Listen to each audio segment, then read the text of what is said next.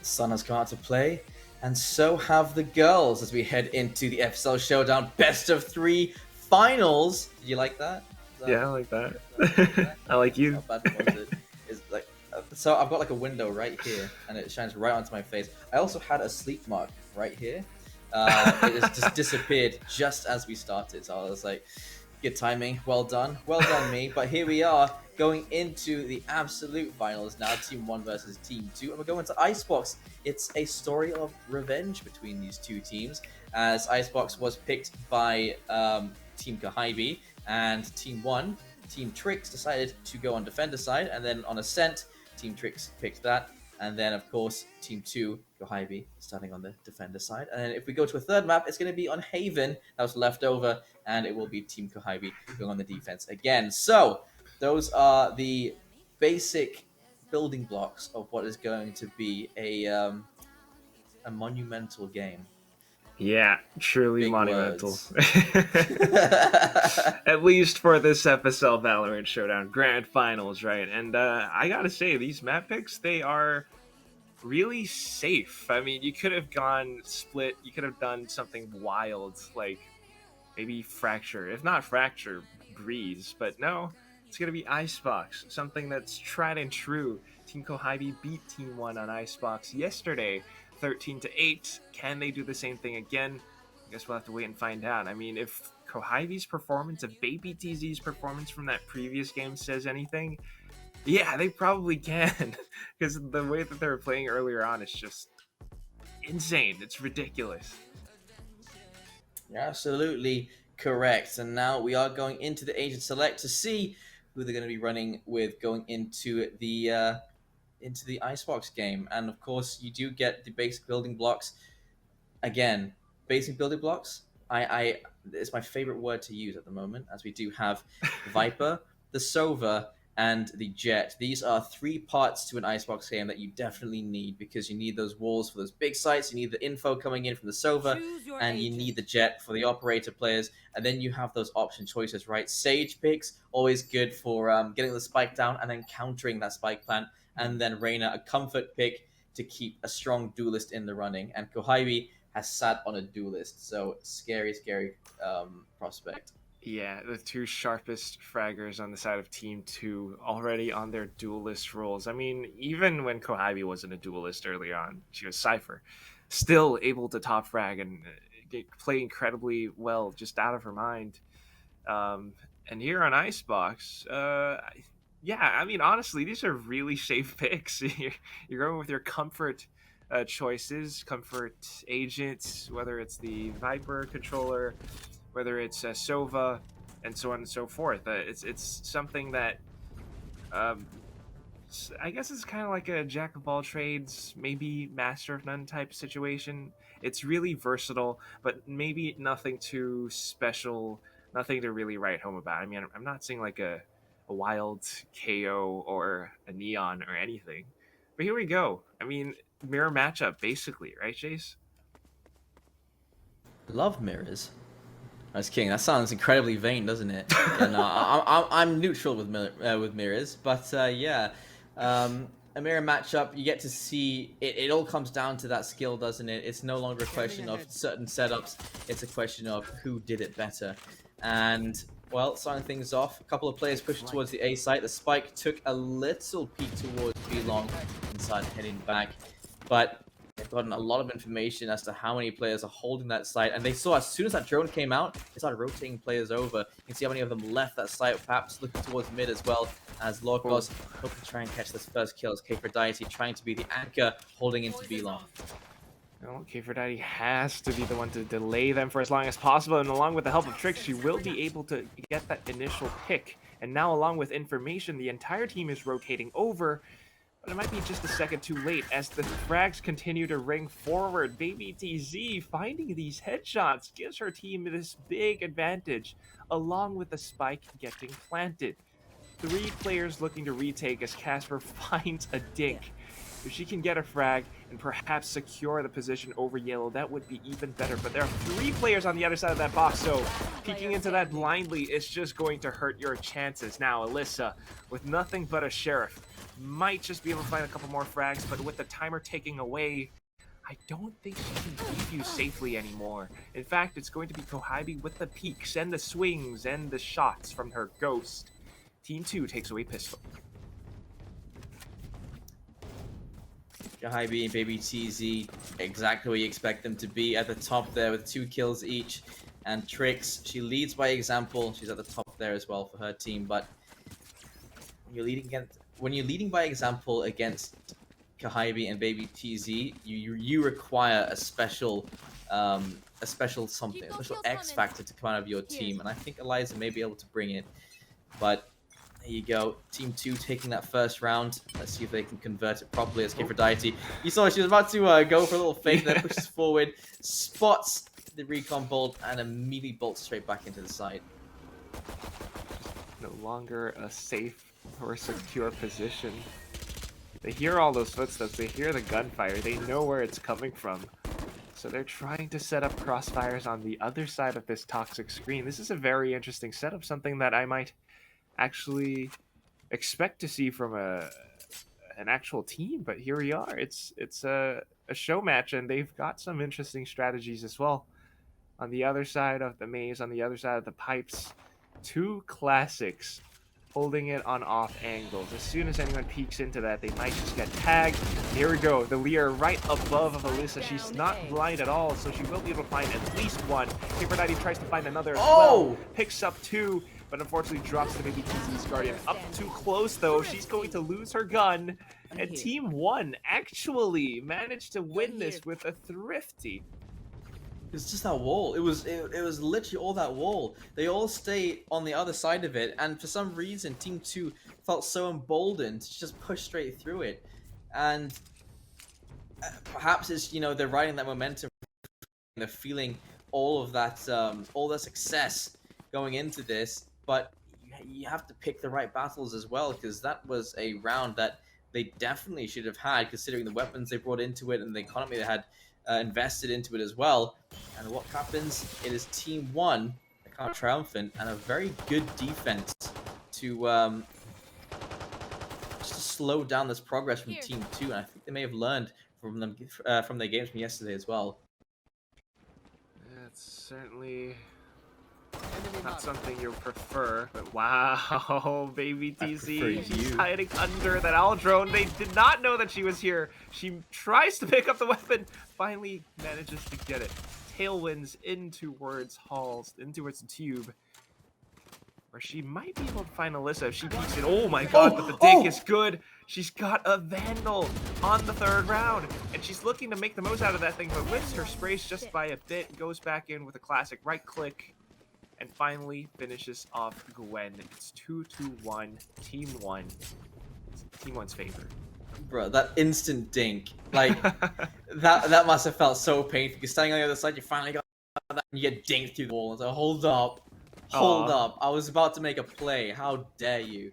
And they convert the round. That is what matters in that 2-1. And well, Baby TZ forced to get onto the Marshall, but does have an ult available as well, so definitely the potential to do the damage they need to do.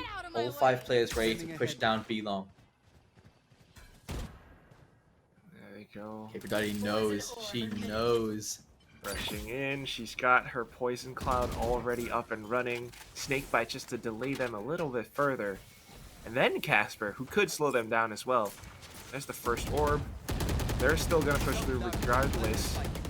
The wall is there as well, and they're just going to try to shoot down that thing so that they can plant the spike safely. But I think that's just going to eat up too many resources, considering the fact that Alyssa has an operator as well. Trying to lock down the angles with that thing. It's a really, really big stick, but they've managed to take off 2 panels, and now they're going in to commit to the plant. Fortunately, the push comes out at the right time. Kfradite has managed to stifle the planter. 3v4, and Team 1 are in a better position than before. Toxins going up. Gwen, unfortunately, can't shut down too much. I guess she was Too much for Gwen. Here. 30 seconds left. There you go, and Eliza shutting down Kahaibi as well. Big kill to find in this 1 versus 2. That spike has not gone down, has been retrieved, and with 18 seconds, this cross. Oh, playing the long game, are we? 200 IQ on the way. Okay, Aphrodite watching the angle. 201 IQ seems to win it out. 3-1, Team 1 extending their lead. 201 IQ. Just 1 point over 200, and that's all you really need, because at that point she just doesn't have enough health to sustain herself, and instead going for that wide swing, unfortunately a single bullet is going to do the trick regardless. So it wasn't even a headshot, but it does the trick. 3-2-1, and right now 2 of the duelists on Team 1's roster are sitting on their ultimates, and that's just going to come in handy to chain even more wins. Could this be Team 1 actually claiming vengeance from the loss from yesterday? Alyssa trying to chain these streaks back to back. Casper there to back her up from the top of Boiler as well. Unfortunately, they're going to eat 1 shot from the Sheriff, a second one to boot. Lorecox looking to make this even more painful, but Alyssa shuts that down. It's all up to Kohaibi in a 1v3. Pulls out her ADS, connects that headshot, anticipates the push from the back. Doesn't realize that K4Daddy's going to be peeking from kitchen, however. And that is just her teammates dishing out the dirt and still closing it out with a 4-1. This went from a pistol round to a stolen eco round to winning these gun rounds, and now Baby TZ has the operator in hand. They're hoping this can be their first shot back at getting at that 8-4, because we've just been seeing it time and time again. And I mean, what kind of best of 3 would this be if it was representative of the entire tournament, going from yesterday to today, if we didn't see another 8-4? So Eliza holds a close angle. No one's pushing from that particular position. Baby TZ hoping someone peeked from below, and Eliza forced off the position. Baby TZ straight into her clutches. Was that mid dash too? She actually shot her as soon as she tried to dash away. That is gnarly. Now with all this information, they can pretty much tell that the hit is coming in towards A. They should be prepared for this. However, that wall stops too much's death march forward. And right now, it's just Team 2 decimating every single defensive player on the A site. It's all up to K4Daddy. This time, her wall won't be that useful, as she is the only one left. Tries to evade that recon bolt. Might just be looking to pass forward. Unfortunately, loses out the duel against Lorecox, and there it is. Team 2 striking back against Team 1's 4-win streak. And that's worked out really well. That owl drone coming out, forcing positions out. Kahaibi, doing what she does. And of course, K4Daddy, 4 versus 1. It didn't look like there was much you could do in that particular position. But Team 2 showing that raw potential talent from each one of these players, and too much turns on the aim bots. Just spinning. Or maybe she's spinning her wireless mouse. Who knows? No, that's hacks. Yeah, sure. Yeah. So, too much. Again, this position, you cannot hide in this position, because that owl drone is going to try and take you out every single time. Iceberg has a lineup ready to go. It's going to be a recon bolt, and it's going to provide the information. Too much is going to avoid the Hunter's Fury, but does take a good amount of damage. But she's a Reyna, just needs a kill to get back into the game here.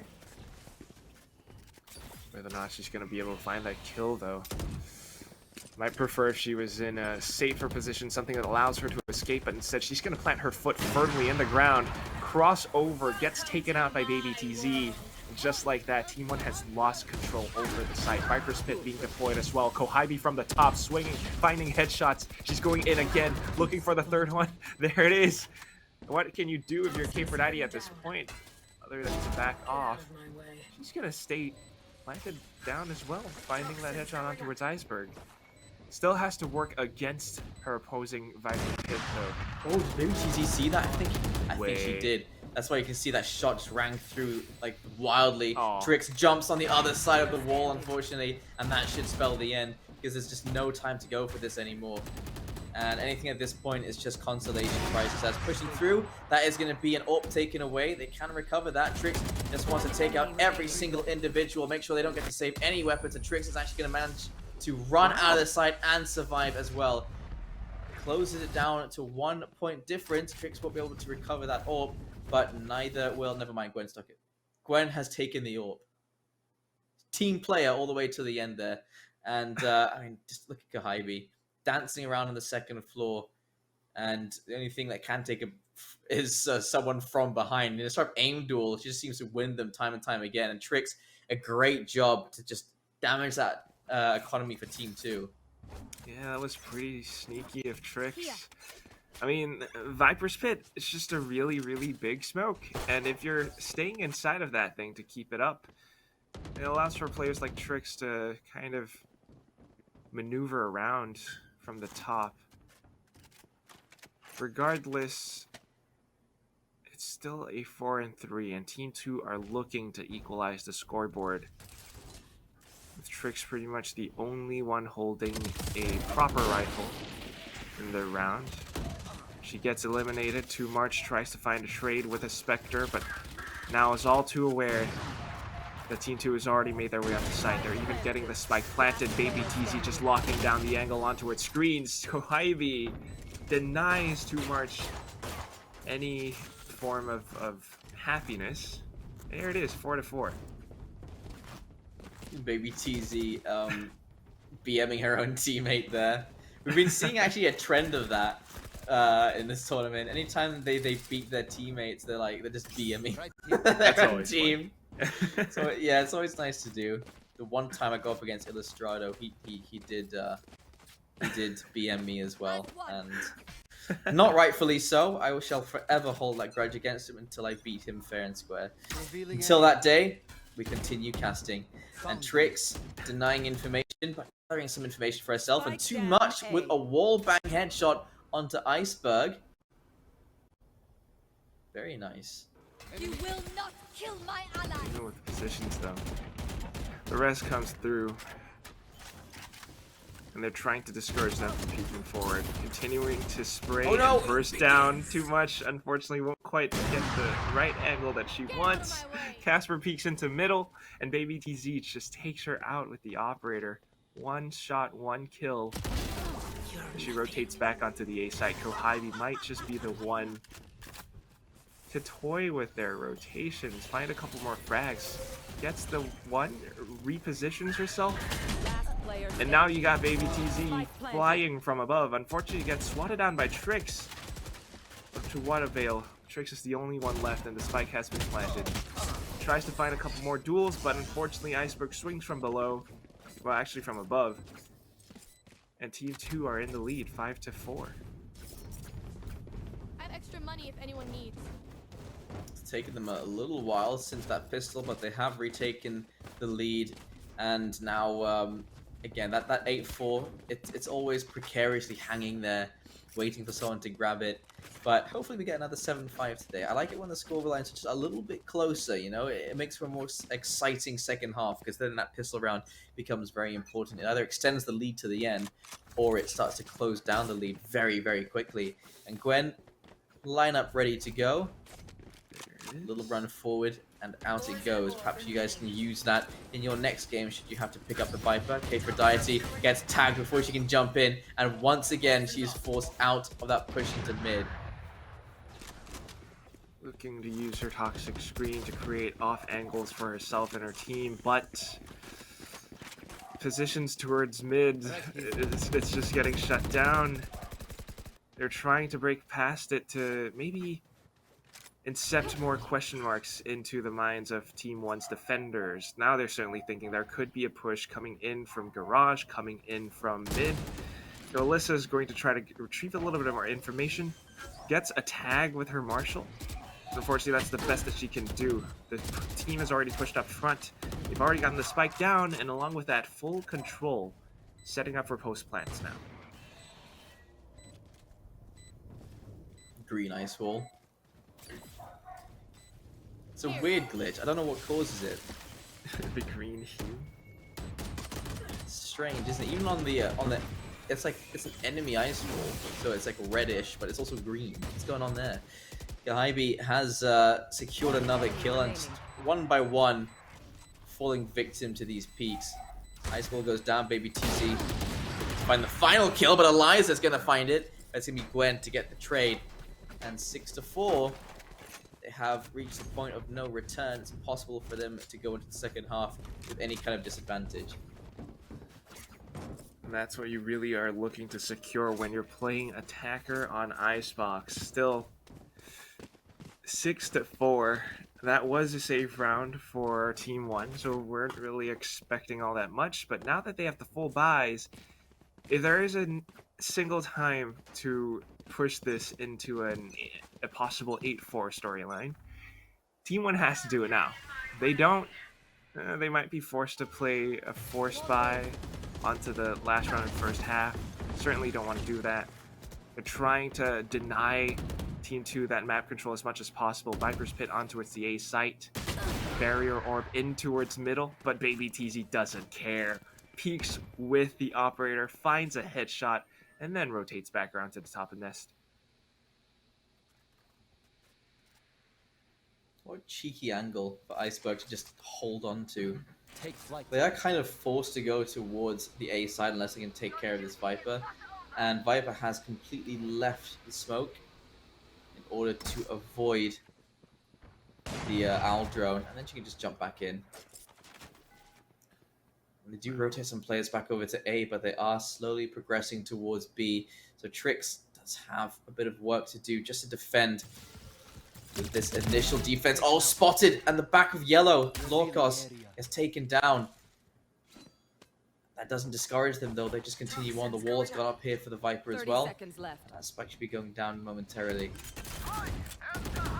Such a strong angle. Hunter's Fury as well getting deployed. And it makes it so much more tricky for Team 2 to get the spike planted. They finally get to go in for it, but the swing comes through and Casper denies the plant. We've got 10 seconds left just to get that thing down. Alyssa's going to deny that for as long as possible. She swings up forward, but unfortunately gets eliminated. The trades go through, and Kohibi comes up huge with a triple spray. Team 2 secure the 7-4. Yeah, it's like at the moment, you're seeing just as that spike is supposed to go down, a huge double swing comes in. They knew the pressure that was coming in there. Kohibi and Baby TZ, and those are the two players you don't want peeking your way.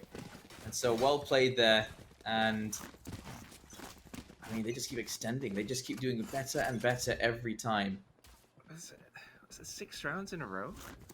I think it's 6 rounds in a row. If they win this one as well, oh my god, that's gonna be 7 rounds in a row now. Without those guns, without the best possible angles, Team 1 surely cannot defend against this. Maybe TZ, though, is still a little bit overly aggressive with an operator of all things. She gets shut down by too much. And now, a brief moment of respite, they try to reset and hold down, wait for those peaks from Team 1 to eliminate them one by one. But Kfredini with the Guardian, she's going to be good for 2. Gets eliminated by her teammate, Kohibi, and now we're back into a 2v2. They don't expect the flank from Trix, though. And there it is, 2 headshots to close it out. You got that 7-5 that you were looking for, Jace. Switching sides. Second time today, and they have broken that little spell, so it is nice to see. As, I mean, Kfredini, what a defense there. That is a great way to hold the site. And of course, Kohibi, that is the only way to take it down. It is those backstabs, isn't it? And Trix, of course, she comes into play as well. And Kohibi and Baby TC, 19 kills, 6 deaths. She is continuing on with that amazing performance so far. But let's see if Team 1 have a couple of strats here on their offensive to keep themselves in the running. Yeah, 15 kills, 10 deaths as well. It's pretty darn impressive.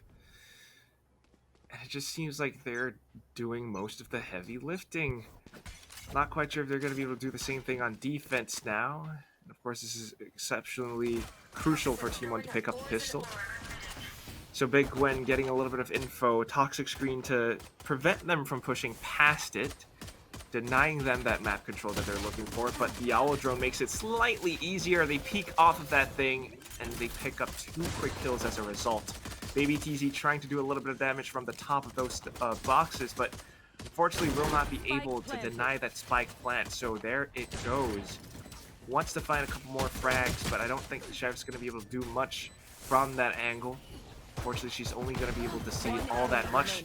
And with blind shots past the toxic screen, Casper actually secures it. This is 4 players alive at the end of the second half pistol, and Team 1 secure it. It's good to see they're getting closer and closer to each other now, and this is exactly what I wanted going into this final best of 3. The best of the best teams. When it comes to individual performance, considering that these girls have not played together as a team before, I'm sure some of them have played the odd game here and there with each other, but considering the fact that it really is the individual talent, this is almost like a measure of their individual skill jumping into this. You get to see who made the best team out of that particular situation. And because it's this close, it's nice to see how close the female scene has come at this point. Imagine all these new names have come into the scene, keeping up against a player like Kahibi as Baby TZ finds the first kill. There's Casper and Eliza there to frank back. And 4 versus 3, make that 4 versus 2, because it looks like Team 1 are looking to convert this properly. 1 enemy remaining. I don't know if they can actually do it.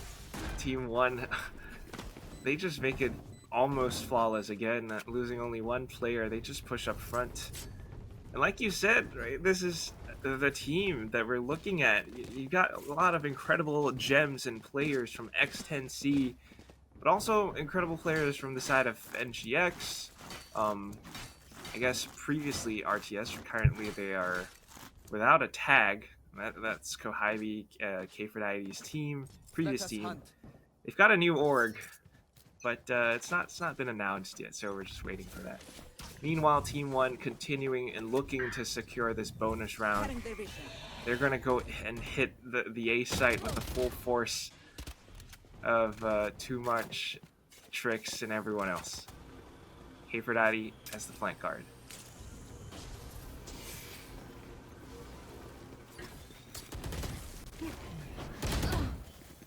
Oh dear, Baby TZ, what a shot onto Eliza. And that, I mean, that's just completely slowed it down. They've just completely stopped in their tracks, but they've even hit the site, and they've now started to back away a little bit. Baby TZ looking for perhaps another target, and I think this is kind of stuck Kfredite, but you're not stuck in here with her. You're sorry, she's not stuck here with you. You're stuck in here with her, with a double kill coming in for Kfredite, and Lorca is going to get that refrag. So bring it back to 3 versus 3, and that was the opening they needed to get the spike down. Lorca does not peek that angle, and coming in from the flank Too Much. Well, she's going to get shut down by Iceberg, but this 2 versus 3 is still possible. Casper does get tagged. I know exactly where she is. She can't go for the swing, and Lorcas and Kahibi to shut them down and to get the defuse as well. Well played by Team 2, and that is going to be them again retaining the lead. Just as soon as it seems like T1 was about to find their footing in this game, in this map, Team 2 come back in to steal it away now that they have their full buys. However, if there's one silver lining, it would be that Team 1 made it relatively expensive for Team 2. Remember, this is their full buy round, and losing, what was it, like losing 2 players in that might just hurt them in the long run, because now they are forced to, take a look at that. Go in with Spectres, Heavy, Shields, and a Marshal. Not quite sure how effective that's going to be, but I don't want to discount Baby TZ. We've seen how incredibly sharp she can be with this thing. Different approach by Team 1 at the current moment, however.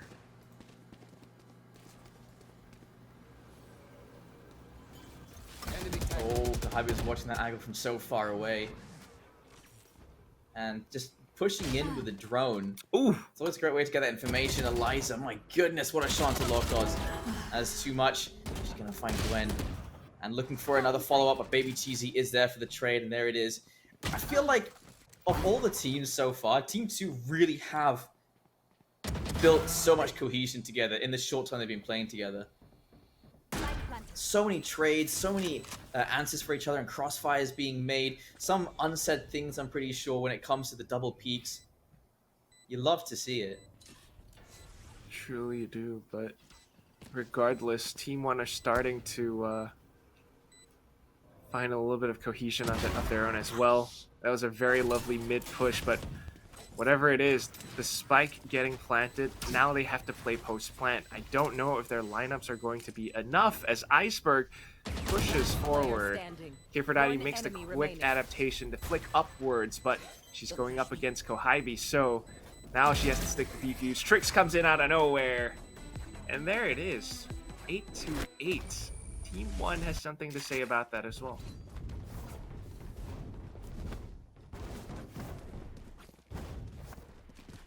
Thank you.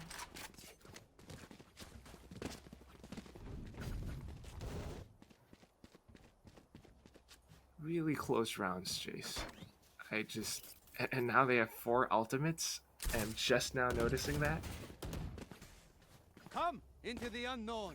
could be really effective in taking down sites. But then again, you've got Baby TZ, you've got Kohibi with ultimates of their own. I don't know if that recon bolt was supposed to go there.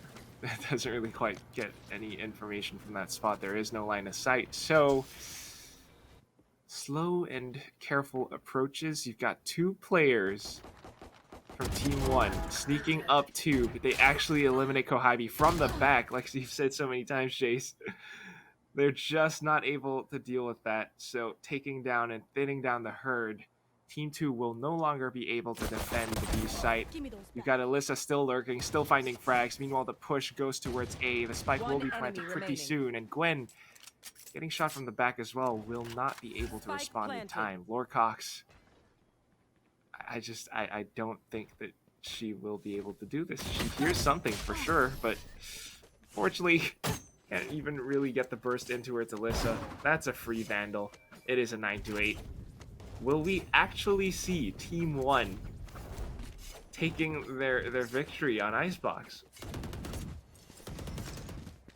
That could be. I mean, what a comeback story that would be, to be fair. Like, going from a 13-8 in their first game, they've already surpassed that point, and they've even got their Team 2 on 8 points. It would be almost a cosmic justice if they managed to get the 13-8, but still remains to be seen because, of course, you do have a couple of factors to worry about still, mainly Kohibi and Baby TZ, and that is a great start because Baby TZ, speak of the devil, find the first kill and immediately repositioning to perhaps find a follow-up.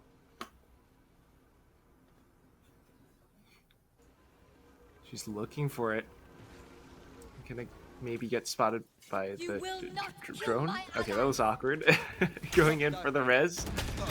Iceberg wants to deny it, shoots a shock dart, but unfortunately leaves herself exposed, and too much will be able to take her down. So, kind of a bit of a trade. They get a res, and they get a kill as well.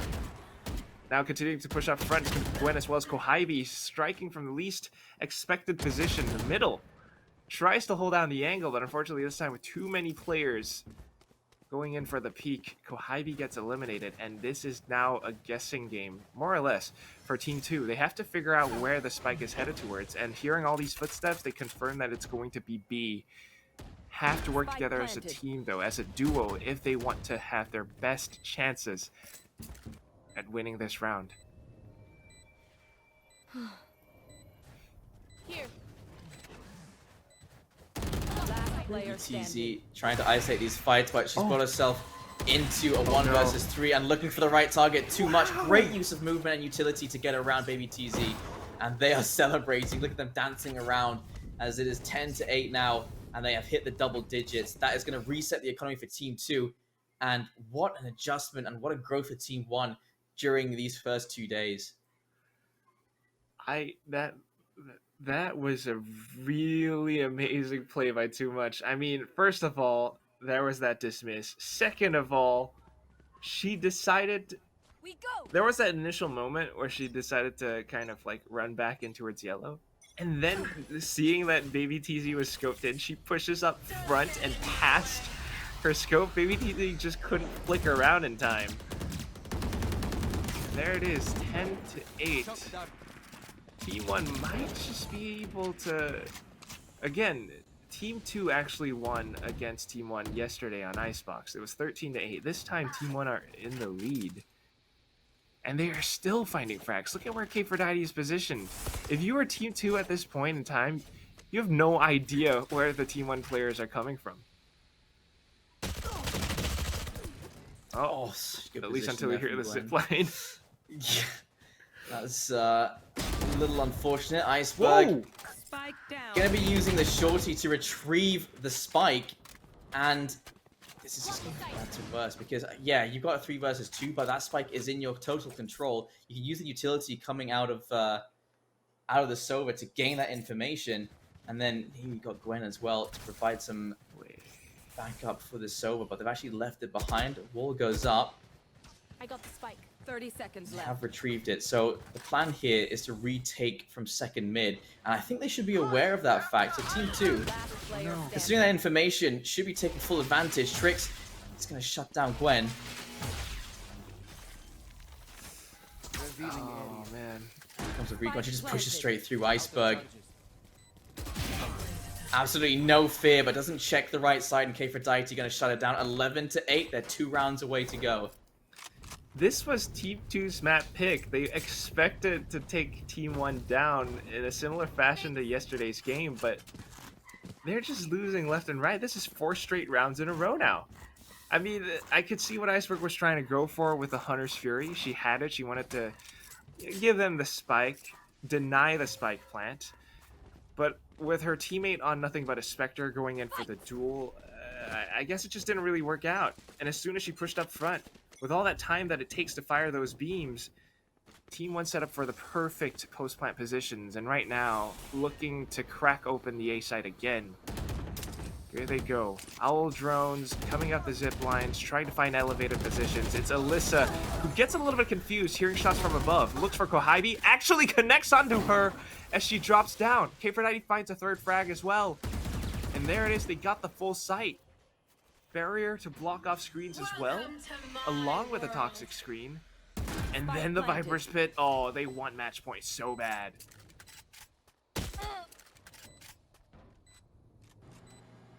Lorcos, this is not an easy situation to be in with Baby TZ going on that flank, and here Trix is waiting for it. Down she goes. And, I mean, for match point, Wow. Team 1, what a redemption. It's not even just redemption anymore, considering the fact that this is Team 2's map pick. What's going to happen once we move over to Ascent, which is Team 1's map pick?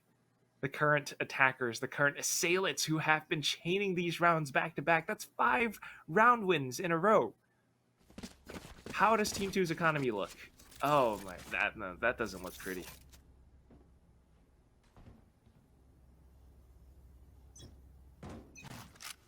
You might even go for Ares's, but they're going for the Spectres. Poison orb emitting. So I'm not quite sure how they're going to be able to defend with this. They need to play close range. They hear those zip lines. And it's getting really, really It's like dicey. Jurassic Park. You can hear all the sounds, but you can't see what's coming for you. Exactly. Until it's right around the corner. It's terrifying. And so far, Team 1 have been terrifying. A frightening display of skill coming from Team Trix. Oh my gosh, K4Dity again. She just somehow managed to slip the net and in towards the top of tube. She's going to meet Iceberg. Oh, Spectre off ankle though. She might be able to... but unfortunately, the swing is a little bit too fast for her. And there it is, 5v4. She secured a pretty strong position now. All she really needs to do is to buy enough time for her teammates to set up post plant to get the spike planted. Lord Cox's going to try to clear it out, but unfortunately will not be able to do it against K4Dity. Snakebite to delay it even further.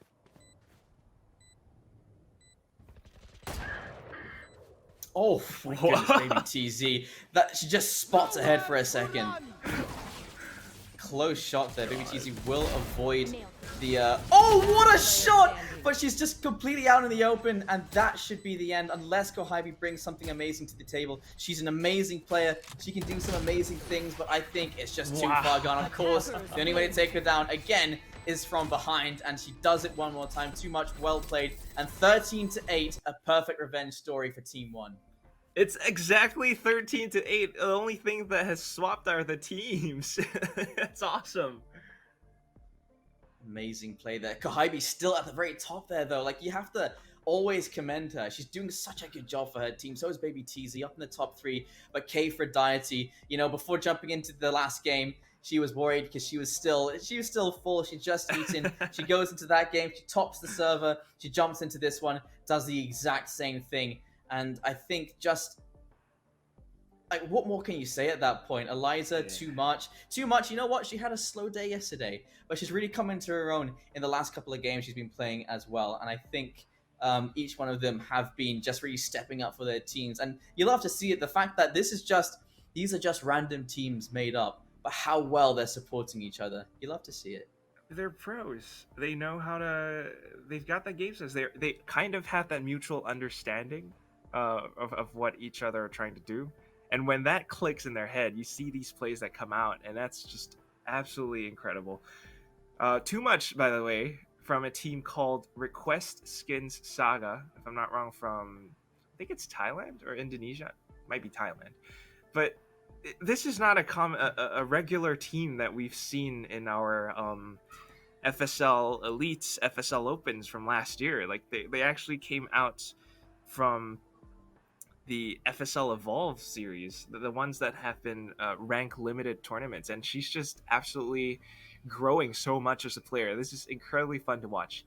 And if you think Baby TZ is that sharp of a player, just imagine what she could do on LAN. Imagine what she could do offline, because with Riot doing incredible things for women all around the globe, with VCT Game Changers possibly having that VCT Game Changers Worlds kind of tournament, I can't wait to see what they're gonna pull off, because this is absolutely incredible. Can't wait for it. Hopefully, LAN 2022 or 2023 for the women's scene would be an amazing step forward for the FPS scene here, especially in Southeast Asia. So, ladies and gentlemen, before anything else, we're taking a short break before our second game. We'll be right back to see the results of map number 2. Welcome back to the FSL Showdown. We're in for game number 2, and we're heading on to Ascent, where we'll see perhaps if Team Kohibi can manage to get their revenge and bring us into that third map, or if this is going to be the quick 2-0 coming in from Team 1. They have all the means to do so. They had a very convincing first map, and, I don't think it's completely off the cards, but that was a very good game. Did you enjoy that? I certainly did. I mean, 13-8, it's just a perfect revenge plot, storyline, whatever you want to call it, narrative. It happened so succinctly, so beautifully. You would have thought that Team 2, with Kohibi and Baby TZ's incredible performance, that they would repeat the same thing that they did yesterday, right? 13-8. But no, Team 1 just completely swapped it around, and you got players like Too Much just kind of stepping up to the plate, and Trix and Casper, everyone else, Alyssa, I think especially, who managed to find all these incredible, important, impactful frags, and they managed to, I guess, turn the scoreline around. But here we go. It's going to be Ascent, different map. This time it is Team 1's map pick, so I'm hoping that we can see some theatrics from them. However, I do want to point out, we just saw an incredible performance from Kohibi as well as Baby TZ on this very map, where they played against Team 5, and they got that 13-1. I'm not sure if you remember that, Chase. It just happened. Well, in this particular scenario, I think because we saw how it started off, right? Earlier today, we saw Team Kohibi getting that 13-1. They should have been feeling super confident jumping into this, and I wonder if that's what got to them. I do. I'm starting to think that too. Well, they're kind of playing with us as well, hovering over some agents that I would have wished to see, but okay, going back to the standard, the classics. We've got Astra, we've got Killjoy, of course, Reyna and Jet, and just to finish things off, the cherry on top of the sundae, it's going to be Sova, Iceberg, and Trix, who have been basically Sova mains as well. They certainly will know how to play around this. And with another mirror matchup, like you said earlier on, Jace, it's going to come down to pure skill and how well they could actually coordinate with each other on the fly.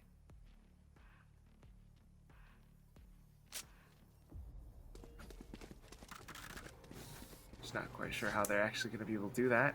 I'm trying to think like what is the difference to be made moving forward, because it's not like Hybe was doing anything wrong. Baby TZ as well. They were doing so well moving into this, but it's just there was a certain level of teamwork that started coming through, especially once they switched sides. That attacker side, there was non-stop aggression, covering every avenue of entry and making sure that they were confirming those rounds. I think there's a lot of chaos you can create, especially when you have a Viper on your team and you have that wall to play around and whatnot. Yes. And so I'm thinking, in this situation, going into Ascent, yeah, this is Trix's map pick, and Team Kohabi, they lost their map pick. But this could still turn on its head simply because of the fact that you don't get that level of randomness anymore. Yeah, I can see that threat that you're trying to tug at.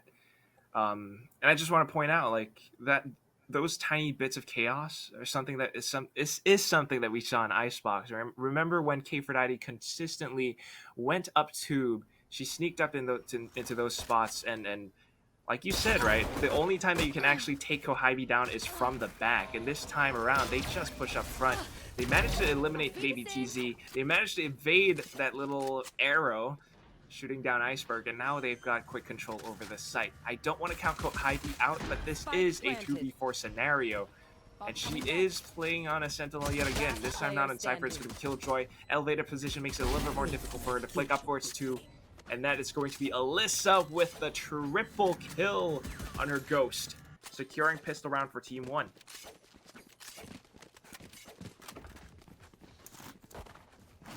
Well, they continue on that momentum. It's nice to see that they can keep that heat going. And let's see if Team 2 can bounce back. We have seen a stolen... If you remember, on Icebox, they stole away that second round immediately, and there is the opportunity for that in response. Let's see here, because it's like the weapons aren't... They're not great. We did see quite a lot of... It was classic kills on the other side of that wall. Here, not so much. Because Icebox, certain sites can be a little bit smaller, a little bit tighter. This time it's going to be Ascent, completely open.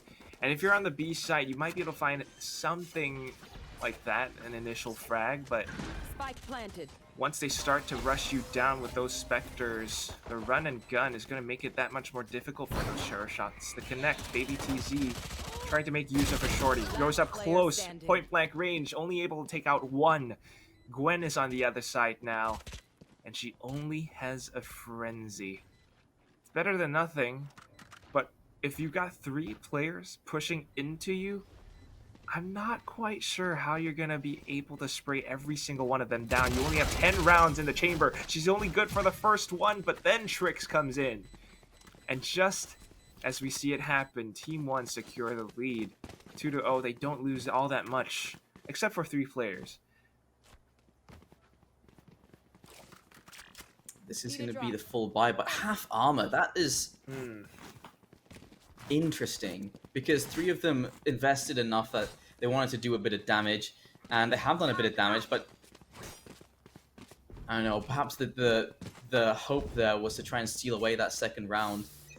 But I think they may be putting themselves in a precarious situation here. Those players on half HP, they can fall victims to these Sheriffs, they can fall victims to these Spectres. Those rifles get picked up, that's a free upgrade for our attacking side, and suddenly you're looking at fully armored enemies going up against you with the weapons that you just picked up because you invested properly into the armor. And so Team 1, that worked great in their favor. Team 2, I'm not that worried. I'm sure they can still close this out, but there's always that chance. That's a very good point. And along with that chance, I think you're going to want to play a little bit more safe, a little bit more disciplined, which is why I'm a little bit nervous about Lorcox peeking and pushing past the crossing in towards that little cubby around A short. She might just be pinned down, and if she continues to peek, might just lose her head. And if that happens, you lose numbers on your defensive side, you weaken your defensive positions and chances. Still though, the utility is not too bad. It actually prevents Team 1 from pushing past it. Too much though, trying to close in the distance now. Well, Actually, Tailwind's back in 30 towards B. seconds They left. might just pull out the rotate now that the Astra Nebulas have been popped off. Oh! Still, again, waiting for the smokes to dissipate. We've got Baby TZ on the other side. Kohibi now chiming in. B. The two star fraggers on the side of Team 1. They've run out of time. Last player No standing. chance that Team 1 can go in to get the spike planted anymore. Alyssa, the best that she can do at this point is to go for a couple more frags, but runs out of ammo. They might just rush into her. There are two players on the other side. And that's going to be Kohibi finishing off with a triple kill. 1-2. Somewhat standard, but still a valiant effort by Team 1.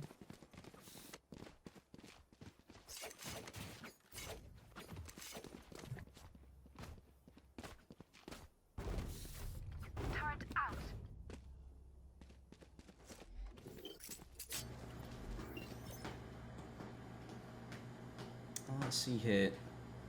As Gwen and Lorcos have to settle back onto the Spectres, this is where that money problem comes into play. Eliza, she's been pushing forward towards the A side, and I love this style of play on Ascent. You take full control over towards A, over towards B, and then you split the player, especially a Jet sitting up in high mid to perhaps catch anyone that might be peeking down mid. It's a great way to take advantage of that situation. Gwen, she only has a Spectre here. She has to make sure that the fights that come her way are going to be close range, with a boost, the dash straight into the site, but Gwen will win that fight. And too much going to be going down, as Gwen, once again, looking for this fight, will retrieve the Vandal, give herself that long range advantage yet again. And down goes the star once more. They are now at the disadvantage, but they're kind of boxing themselves in here. There's no need to commit. K4Deity is going to create that space for them to work with, though. Placing alarm bot. Unfortunately, they're just gonna stay in that corner where they won't be affected by the lockdown. And now maybe they don't really expect it. Actually, Alyssa will. Turns at the very right time, takes down Gwen. 30 seconds left. And now all they gotta worry about is 3 more players. The spike has been planted. You want They're pretty much good to go for now. But uh-oh, Casper, again, Astral Form in an exposed area. Thankfully, she's put out the Cosmic Divide in the nick of time, so that hurts Team 2's chances at retaking. They have to jump down, and that puts them in a vulnerable spot. Coming in from Garden will be Kohibi, but she's only able to find 1 frag, and Alyssa with a quadra kill in this round. She breaks it completely open and secures the 3rd win for Team 1.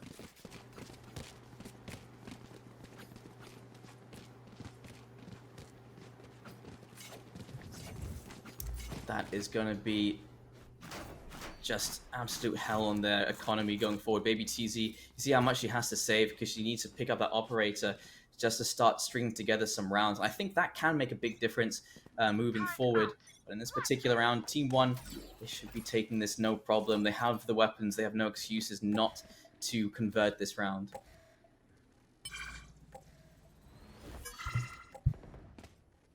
Certainly going to try, but just so much space, so many variables, that perhaps Team 1 are just looking a little bit too strong right now, walking in, finding entry frags. Baby TZ going to try to answer back, but she needs to be very careful and very accurate with her blades. Iceberg will be there to assist her, but now the door's been shut in her face, and it's going to be that straight up 3v3 retake. Checks in the corners, unaware that there might be a player inside of B main. She goes in for the peek. Does find K4Deity. Has to be very cautious about her approach now. Will be able to get the refresh onto its too much. Looks for K4Deity. Looks to make that right click happen, but unfortunately it misses, and Iceberg not able to follow up as well. K4Deity holds her ground, securing the 4th win for Team 1. They did do a great amount of damage, to be fair. Considering they didn't really invest too much into that round, that's a huge amount of damage. But still, K4Deity will close it out. That is the important part. And now they have the weapons available and the operator in the hands of Baby TZ. So this could be the thing that makes a difference. But again, it's another situation where we're not seeing full armor for 2 of these players. Oh, I don't know. I'm starting to get nervous, Jace. Economy is good for now, and Baby TZ will have the operator in her hands to do tricks just like that. 4 targets remaining.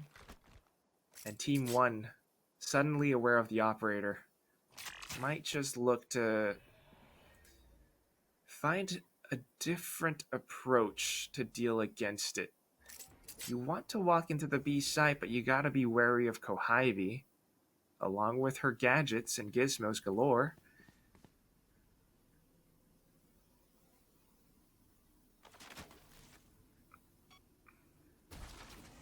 Slowly setting up for it. Perhaps the shock dart will eliminate those nano swarms. There goes the first one. There goes the recon bolt as well. Nebula being propped up. And that just kind of discourages Team 2 from peeking in. Unfortunately, the Cosmic Divide allows them to push up front, but Casper strikes at the right time, takes Kohibi down, goes back in for another burst, finds the second, now the third, flicks to the fourth, doesn't quite get it, but that's okay because Alyssa is here to back her up. And the main thing is that they have the spike down on the B site. Iceberg stuck in a 1v3, Nanoswarm right at the bottom of her boots. She's gonna have to be careful about her peaks now. A single mistake, someone might swing from lane. And there goes the Nanoswarm just to delay time even further. She misses the first spray and unfortunately will not be able to recover. Only able to take down Alyssa, where Trix comes in and makes the trade. 5 wins for Team 1.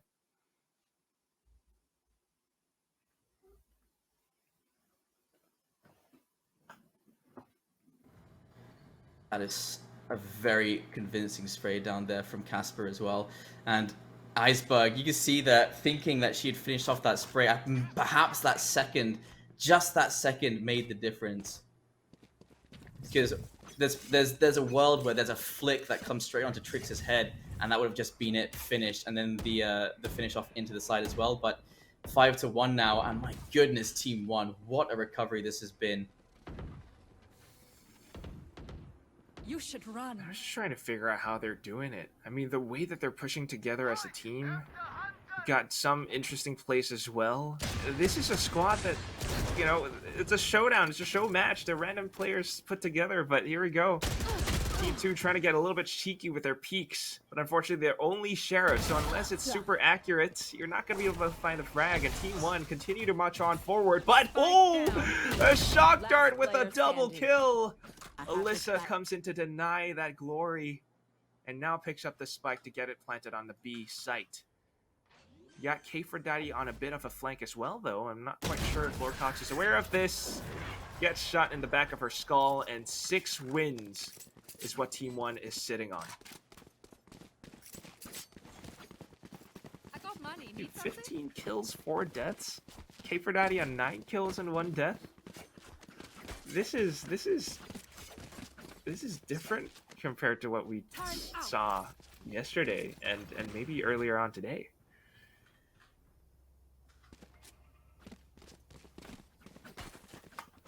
I wonder if this is on part because of Team 2, perhaps after that first loss, maybe they've lost a bit of steam going into this, or if this is Team 1 really stepping up, but either way, it is making for some amazing playthroughs. Certainly amazing. They're not slowing down. The pace might be a little bit careful, a little bit methodical. They're not just blindly rushing in, and that might be another thing that gives them the wins. But here we go. They try to push up front. They go in with a Cosmic Divide, but you gotta worry about that lockdown. Maybe not so much now that the Hunter's Fury has eliminated it. Nanoswarms will stifle their initial push, however, and Baby TC just waiting for the best time to peak. Cosmic Divide will go down in about 5 more seconds, and now they're looking to gain control of the site. There it goes. Down it drops, the curtain falls, and 3 players might just lose their lives. The sprays continue to ring forward, and Baby TC connects a gnarly shot, but K4Daddy from the back, it's a triple spray! And that leaves Trix alone in a 1v2. Recon Bolt kind of reveals her position. Oh! Lordcox flicks to take it down. Kohibi doesn't even care, continues to push up front, gets the frag. And just like that, secures the second win, picks up the operator and the defuse. That is Oh, no, you a don't very deserve unfortunate my situation, to be emotions. honest. Like Kahabi on 4 HP to shut that down. That was so close for Team 1, but well played by Kahabi to get them their second point. There's smart play from Trix there. You know, turn attention away from one of the players. Try and just to try and pull attention away. Try to isolate one of those fights. But Kahabi, she knew she could rely on her teammate there. That little bit of trust definitely saved them that round. If they both turned to it, that would have been the end. Exactly. And that is kind of lovely to see, despite these girls just being formed into random teams. But here we go. Holodrone's gonna pass by each other, getting quite a bit of intel. And now they're just thinking about committing into the B site. Meanwhile, the rest of the squad trying to create a little bit of confusion on the A site. That is where the spike is as well. Rotation's going for it now. And Baby TZ just making her presence known on the B site. Might be forced to rotate over. But Too Much wants to seize that initiative. Dashes in with the Blade Storm. Unfortunately not quite able to connect the shots. Instead it's going to be Gwen that connects it. And now able to upgrade her Spectre into a Vandal. Baby TZ just on time as well. The operator stopping them from pushing forward. Down to 1 HP, but it's all okay as the spike has been dropped, and that forces K4Diety to stick around this one spot where Gwen will peak yet again. A flawless win for Team 2. Baby TZ staying alive on 1 HP, like it's not like that would have been the decider of the round, but it's just seeing them surviving by the skin of their teeth. It's interesting to see. Baby TZ will hold on to that operator and will try and take a bit of control towards mid. And is ready for that dash out as well. Kahabi here to back her up. Having two of your strongest players in mid. Very scary prospect for Team 1. And how do they intend to deal with that? They actually don't look like they want to deal with it at all. They're just going to watch in case the push comes too far forward. There is a spray down from Kahabi to stop anyone from peeking up towards long. But Baby TZ has spotted one, and I think they saw each other, and it just got a little bit awkward. So it's like, let's just avoid each other for now, shall we? As Too Much hiding just around the door, can definitely take this kill, but oh no, I think she might have missed the timing. Gwen is going to be finding kills K4Diety meanwhile, but Much has repositioned inside of Bamboo, and it's going to be Baby TZ to take her down. Oh my goodness, this AWP has been such a game changer for Team 2. Last player standing. Oh no, and now it's the Lear. She's completely blind. Kohibi, along with her teammates, take full control over the site just after it's been taken from them. It's Team 2 starting to mount a comeback, 4-6.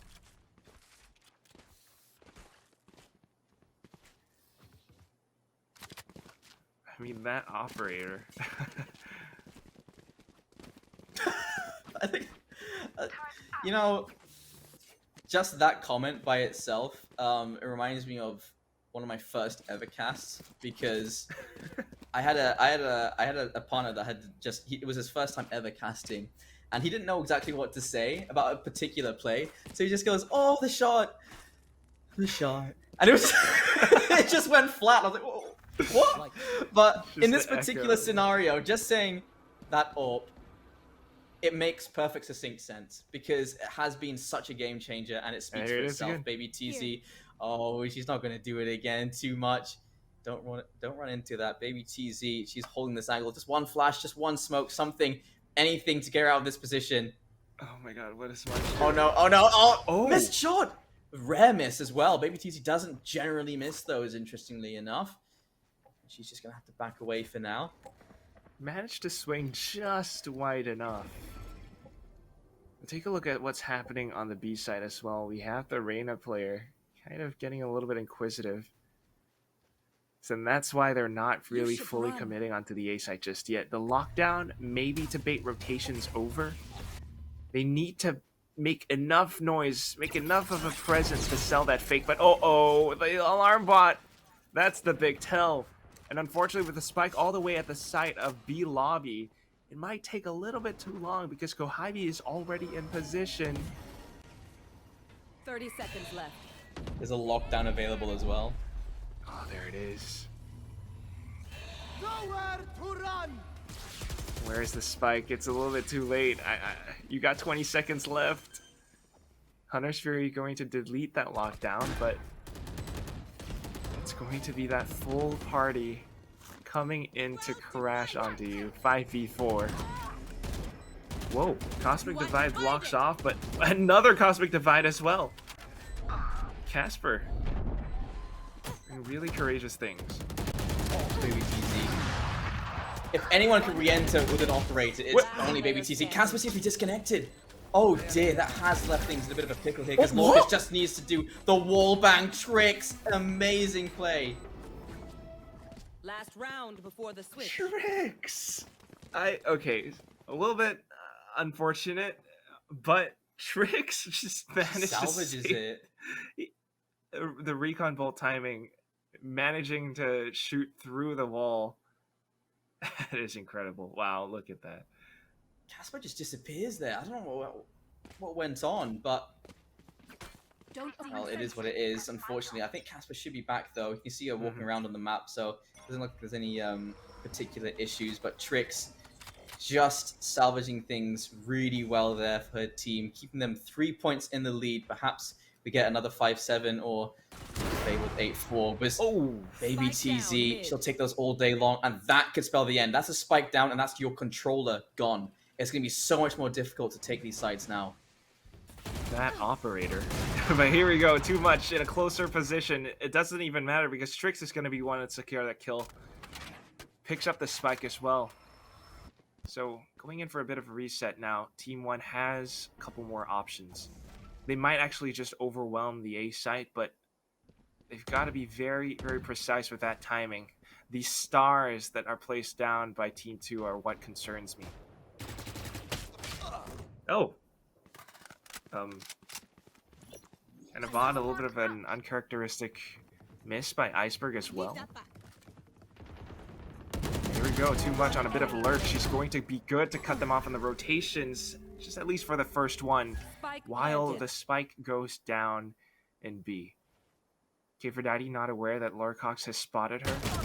Still though, going in for the duel, she peeks and just a little bit too slow. K4Daddy finishes it off, and here we have it, Chase. The number that you don't really like. The 4-8 at the end of the first half. It's just too common, man. Do something new, something different, you know?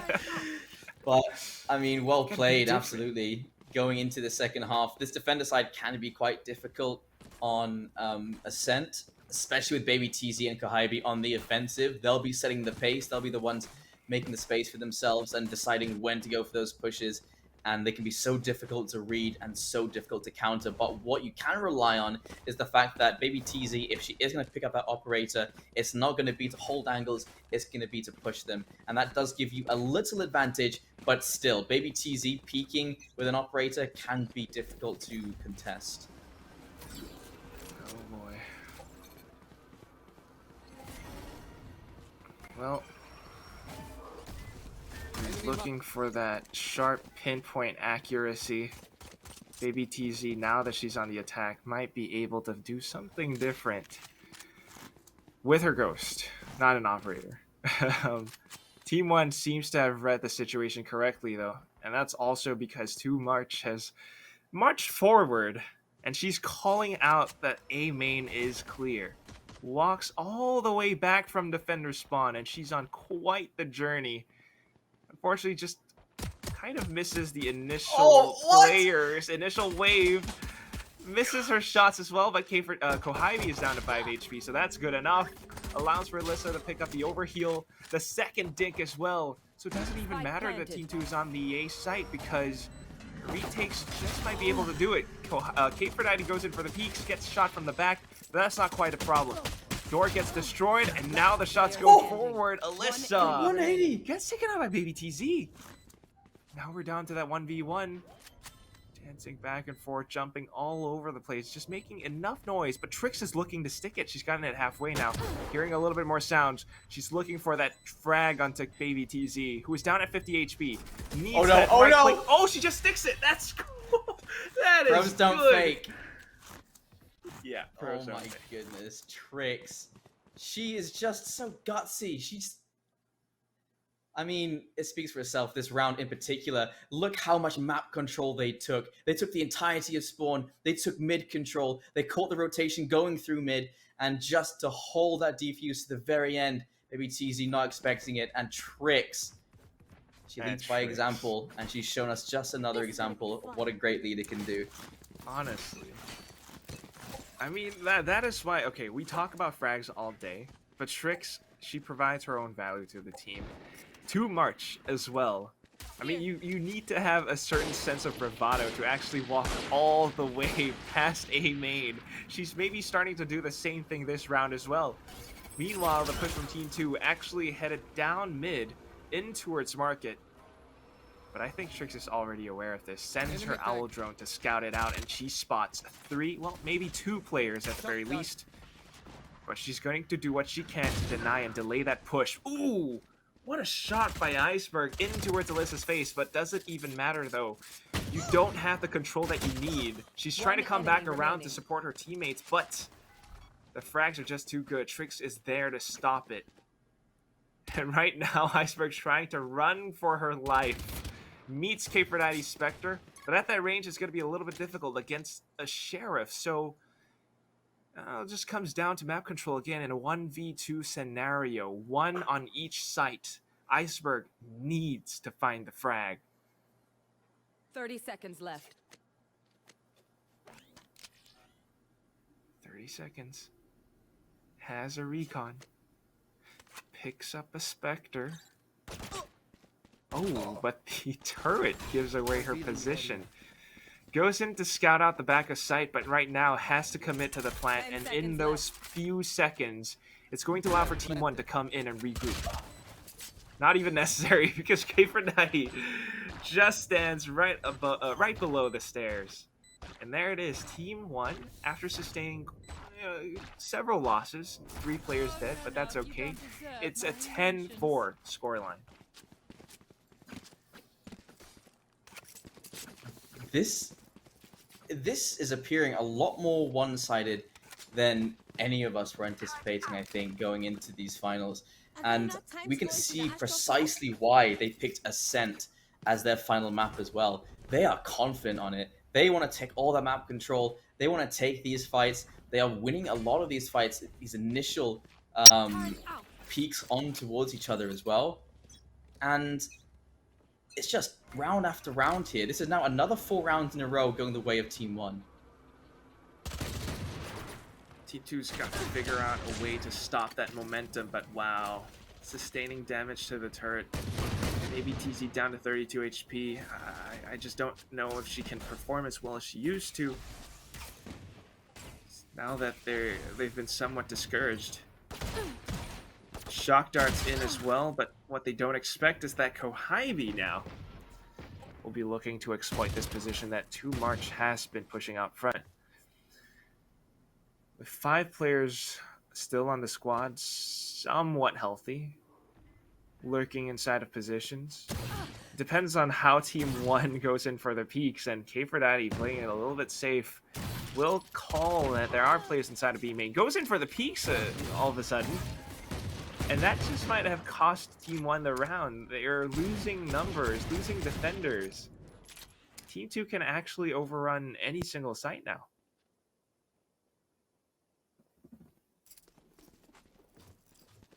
$30 seconds left.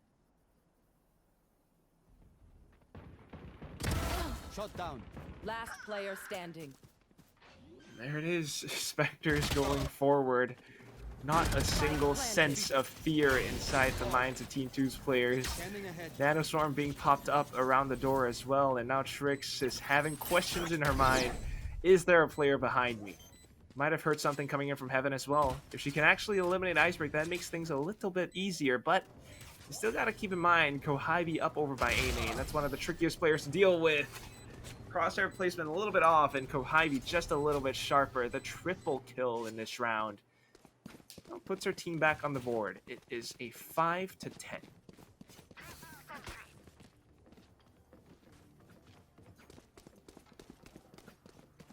They have managed to bounce back 1. What the weapons are coming out here once again for Team 1. And again, it's looking better. We are seeing Ares, we're seeing 4 rifles, and there's 2 Spectres on this attacking side. And it can make your entries that much more difficult. Good thing is, when you are on the entry, you can have your duelist go in first. And since Kohibi is sitting on a Sentinel, she can pick up any rifles that may get dropped in the process. But what's an even worse situation is if you lose all your rifles on the way in, and then you've got no way of recovering them, and then you're 2 players against 5 rifles, and you've got Spectres. Get out of my way!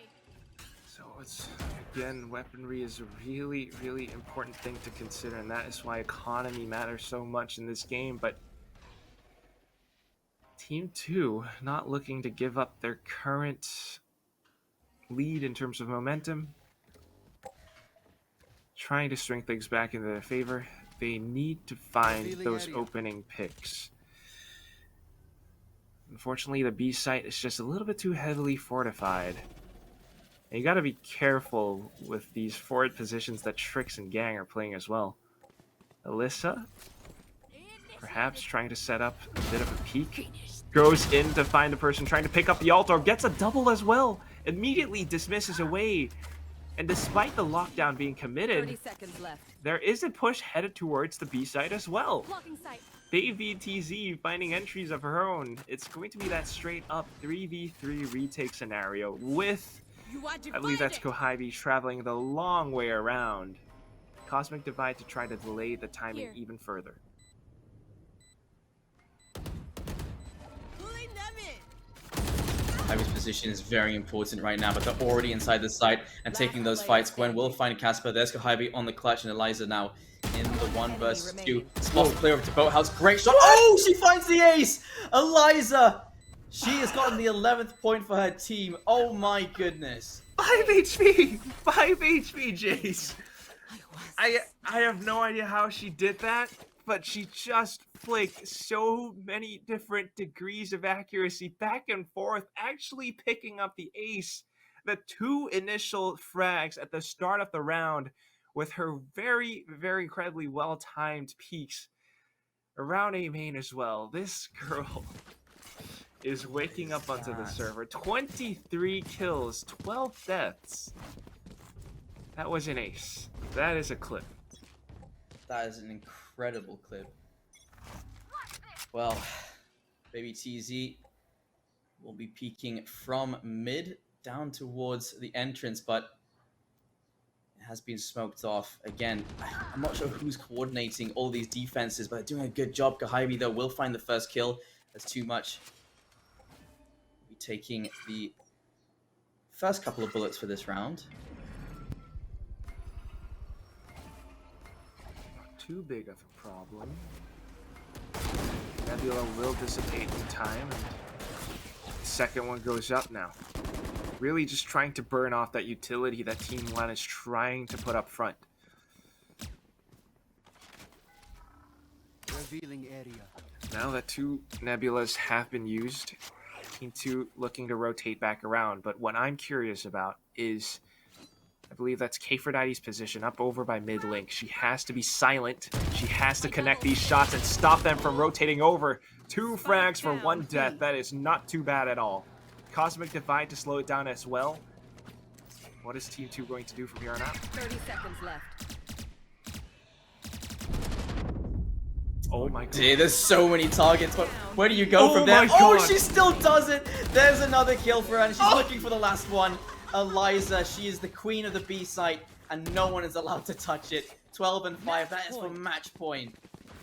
She's set up camp. She's got all her bags. She's got all her weaponry. She's got her Empress, her crown, her tiara, whatever it is. And it's all down on the B site. Anyone who tries to walk past her way, she just plays around that triple stack. And there is no way for them to actually find a comfortable duel against her. This is match point now for Team 1, a completely different color as compared to yesterday. And the difference in terms of prize, 650 SGD and 350. A difference of $300 is what's at stake. And Baby TZ doesn't even care. That is unfortunate. Casualty at the very start here, but Eliza, they've realized who they're peeking against. You actually saw one jump straight back after that peek. Oh no. What a shot from Kohibi. She was still running. Like, the counter strafe is just insanity. That mechanically gifted. Let's see if Kikernati has something to say about this though. Gets the first one. Nanoswarm delays the push as well. Rotations coming through from her team. She's good to spray them down as well. The triple! And now that leaves Kohibi alone and cold in a 1v3 scenario. Saw that recon. Crosshair placement down onto its tricks. And then the lockdown getting deployed. They have no choice but to push up front, and Eliza is trying to flush her out of position. But no! Kohibi loses the duel! And despite her heroics, Eliza closes it out, putting Team 1 on top of Team 2, the grand champions of FSL Valorant Showdown 2022. Amazing recovery there from Team 1. Imagine going into this game, Team 2 had beaten 4 of the teams that were going to go up against at any point in this tournament. And Team 1, they lost 2, they won 2, sorry, they lost 1. And it was to this particular team, and they won all the other games. And going into this, it just looked like it was absolutely their game from start to finish. Eliza coming to life here on the second map as well. 28 kills to her name, 12 deaths, a 2.5 KD, something like that. Just such a good performance from these girls from Team 1. And it's... You know, it's a perfect storyline. They started at the bottom. They went through their training arc. You know, they'd lost to this big team that went on to beat everyone else. And everyone was like, oh, no one's going to beat them. And then here at the very end, after all the training, they unlocked their final form. And here it is. It's Eliza in first place. It's Kfrodite in second.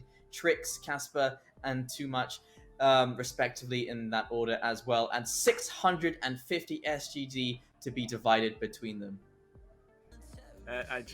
It's a deserved award. I mean, you talked about it, right? The training arc. In my head, I'm just picturing, you know, you got a whole montage, maybe some Rocky Balboa music, running up the stairs, you know, something along those lines. And they have done it. I mean, this is just incredible.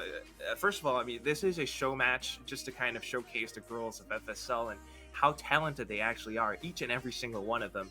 But it's incredible when you actually see a team, along with perhaps a team leader, to be able to group them up and kind of lead them to victory. Because I don't know how they did it, but they managed to find some way to coordinate themselves. They've somehow managed to sync up their brainwaves and to think along the same thoughts, the same lines, and they managed to play together as a team.